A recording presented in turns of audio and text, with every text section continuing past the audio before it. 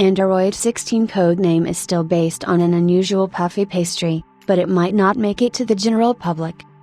Google's Android 15 release is right around the corner, and we are now hearing details on next year's Android 16 update, particularly the name that it is being referred to internally.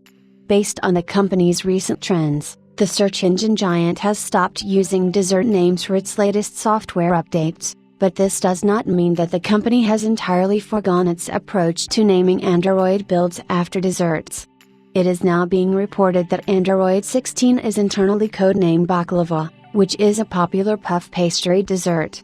Google uses the dessert baklava as its codename for next year's Android 16 as mentioned. Google has simply adopted the number names for its Android software updates, but the company still codenames the builds internally after sweets and desserts.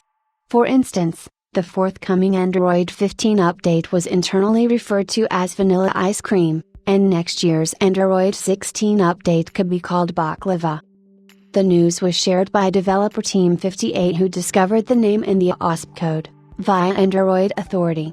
The first change in the code allows the Apex module to be compressed, which will be made available next year. It is interesting to see how the code mentions next year's update. The minutes_SDK_ version field is set to baklava, similar to how this year's minutes_SDK_ version is set to vanilla ice cream. During the developmental phase of the build, Google refers to the SDK platform version with code names, and once the SDK is finalized, the update is switched to the number base names. The same change was implemented with Android 15. As its SDK switched from vanilla ice cream to 15 after the company released the third developer beta of the update.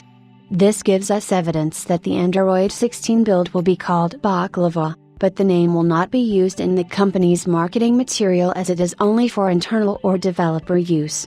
Google launched the new Pixel 9 and Pixel 9 Pro models in August, almost 2 months before its US time frame.